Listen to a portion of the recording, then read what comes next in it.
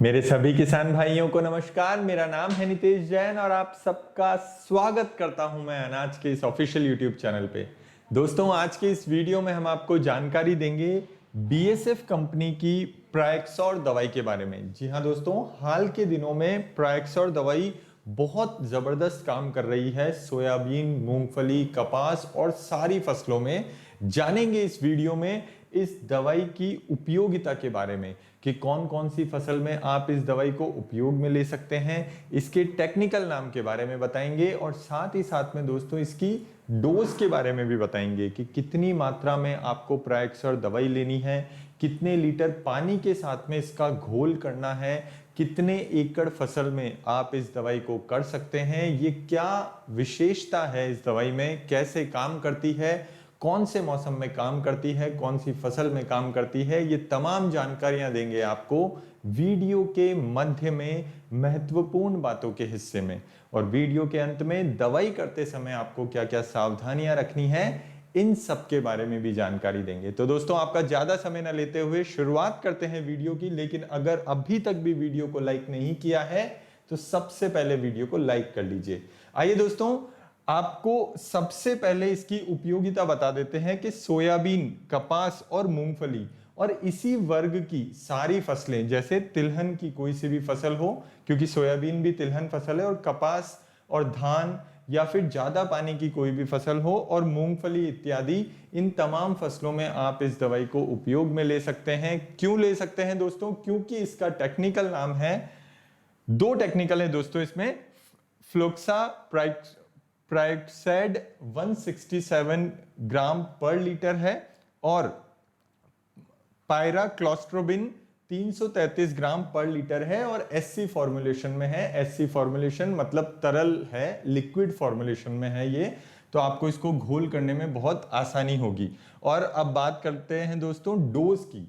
120 ml पर एकड़ के हिसाब से आपको ये प्रायक्सोर दवाई का स्प्रे करना है। 120 ml एक एकड़ में, एक एकड़ में ध्यान रखिए दोस्तों, 10 स्प्रे टैंकों का इस्तेमाल करना है आपको।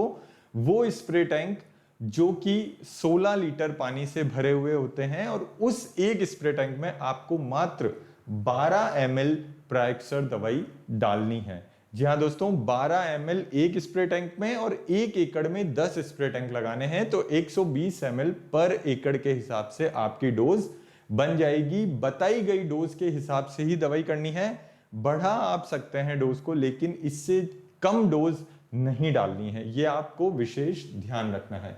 अब जानकारी दे देते हैं आपको इसकी महत्वपूर्ण बातों की। जी हां दोस्तों, अपनी फसल को एक ज़ेमियम कवकनाशी के साथ पूरी तरह से बढ़ने दे, जो तनाव और बीमारियों का मुकाबला करने में मदद करता है। आगे आपको बताएंगे कि ये ज़ेमियम टेक्निकल क्या है और ये ज़ेमियम किस तरह का फंजीसाइड है, लेकिन इसके नए सक्रिय संगठक ज़ेमियम द्वारा संचालित है। जो अब आप देखिए कि ज़ेमियम क्या करता है, जो अपनी तरह की पहली तकनीक है जो न केवल तनाव का मुकाबला करती है, बल्कि सोयाबीन, मूंगफली और कपास और इसी से जुड़ी इसी वर्ग की दूसरी फसलों में आमतौर पर होने वाली बीमारियों के लिए उन्नत रोग नियंत्रण भी प्रदान करती है।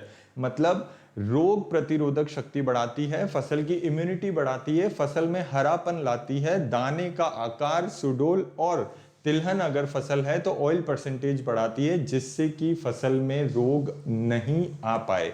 आ जाए तो उस रोग का उपचार कर देती है, और पूरा तरीके से अगर पौधा खराब, पूरी तरीके से अगर पौधा रोग में ग्रसित हो भी जाए तो भी आप दवाई का स्प्रे करके 5 से 6 दिन में रिकवरी ले सकते हैं।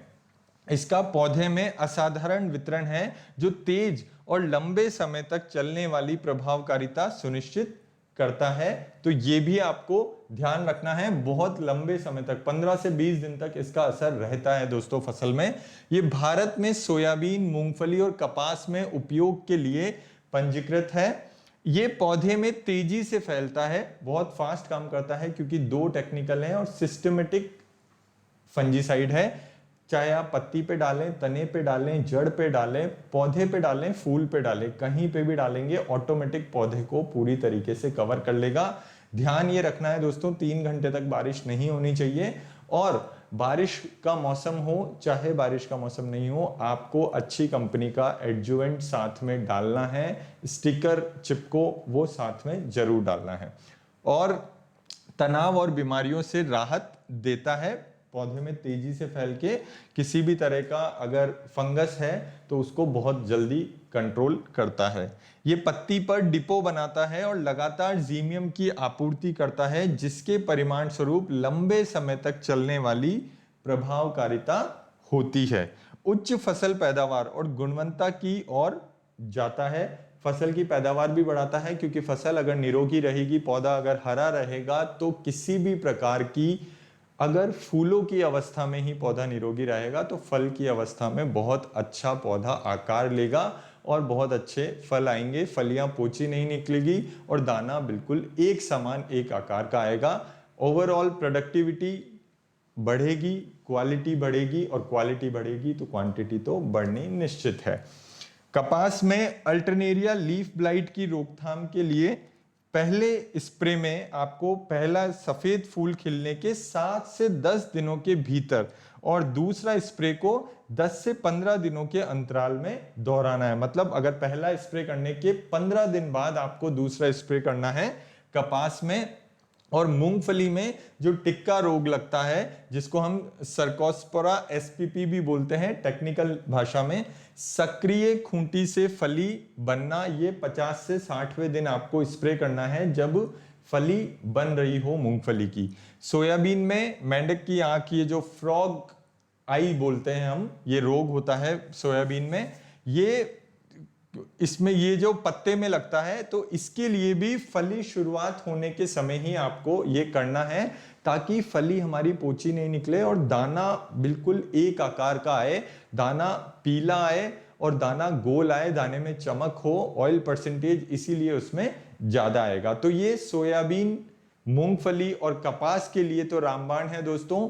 आपको फूलों की अवस्था में और फली की अवस्था में 2 बार इसको तीनों ही तरह की फसल में करना है। और आगे आपको ये चित्र के जरिए भी बता देते हैं कि ये कौन कौन से फंगस को कंट्रोल करता है। डाउनी मिल्ड्यू, पाउडरी मिल्ड्यू आप देख ही रहे हैं, और दूसरे ये जितने भी पत्ते में, जंक में या चिपचिपा तना झुलसा या किसी भी तरह के पत्ते में जो भी फंगस आता है, जैसे ये अंगूर में कोमल फफूंदी आती है, ये जंक ब्लाइट आता है, ये रस्ट आता है, ये तमाम तरह के जितने भी फंगस होते हैं उसको कंट्रोल करती है। नहीं आता है तो आने भी नहीं देती है, प्रोडक्टिविटी बढ़ाती है, पैदावार बढ़ाती है। और दोस्तों आपको ये भी बता दें कि ये सोयाबीन में बहुत जबरदस्त काम करती है, फलों की अवस्था में भी, ये फलियों की अवस्था में भी, और जब फली पकने लगती है तब भी आप इसका स्प्रे कर सकते हैं। उसी प्रकार से मूंगफली में और उसी प्रकार से कपास में भी बहुत जबरदस्त काम करती है। अब आपको जानकारियां देते हैं दोस्तों कि आपको सावधानी क्या क्या बरतनी है जब भी आप प्रोएक्सर दवाई का स्प्रे करें। सबसे पहली बात, क्योंकि ये केमिकल कंपोजिशन है, एक रासायनिक दवाई है, बच्चों की पहुंच से दवाइयों को दूर रखना है। जितना हो सके लिक्विड फॉर्मुलेशन है तो दवाई को अच्छे ढंग से हिलाने के बाद में ही उपयोग में लेना है, और साफ बर्तन में साफ पानी लेकर बिल्कुल बताई गई डोज के हिसाब से ही आपको दवाई की मात्रा का घोल बनाना है। ध्यान रखिए दोस्तों, सुबह के समय और शाम के समय ठंडे वातावरण में ही अच्छी नमी को देखते हुए ही दवाई का स्प्रे करना है। ये क्योंकि फफूंदी नाशक दवाई है तो इसके साथ में आप अन्य कीटनाशक दवाई मिला सकते हैं। हर्बिसाइड, खरपतवार नाशक दवाई नहीं मिलानी है, इस चीज का आपको विशेष ध्यान रखना है। और साथ ही साथ में दोस्तों, दवा छिड़काव करते समय कुछ खाना पीना नहीं है, लेकिन घर से अच्छा सा आहार लेकर, भोजन लेकर ही आपको दवाई का स्प्रे करने आना है। भूखे पेट दवाई का स्प्रे नहीं करना है। और बेहतर परिणामों के लिए हमेशा नैपसैक स्प्रे पंप और फ्लैट फैन नोजल का ही उपयोग करना है। और डिब्बे, पैकेट या प्लास्टिक की बोतल, टिन की बोतल या किसी भी तरह का कोई भी खाली बैग जब दवाई का पूरा इस्तेमाल करने के बाद में बचता है तो उसको आबादी से दूर जमीन में गाड़ देना है। अन्य किसी उपयोग में बिल्कुल भी नहीं लेना है दोस्तों। हवा से विपरीत दिशा में कभी भी स्प्रे नहीं करना है। जिस दिशा में हवा बह रही हो उसी दिशा में स्प्रे करना है, ताकि दवाई की एकमात्र बूंद भी वेस्ट नहीं जाए, बर्बाद नहीं हो और आसपास की फसलों में भी दवाई का स्प्रे नहीं पहुंचे और उन फसल पर भी किसी तरह का दुष्परिणाम नहीं आए। अपने शरीर पर भी दवाई का स्प्रे नहीं लगेगा, दवाई का वेस्टेज कम से कम होगा। मधुमक्खी पालन के क्षेत्र में, मछली पालन के क्षेत्र में दवाई का प्रयोग बहुत ज्यादा सावधानी से करना है और अंतिम आवेदन जब भी आप दवाई का करें उसके 20 दिन बाद में आपको फसल काटने जाना है। आशा करते हैं ये तमाम सावधानियां आपको अक्षरशः अपनानी है, चाहे आप प्रायक्सर दवाई करें या आप अन्य कोई सी भी दवाई करें। ये पूरी जानकारी थी प्रायक्सर दवाई के बारे में।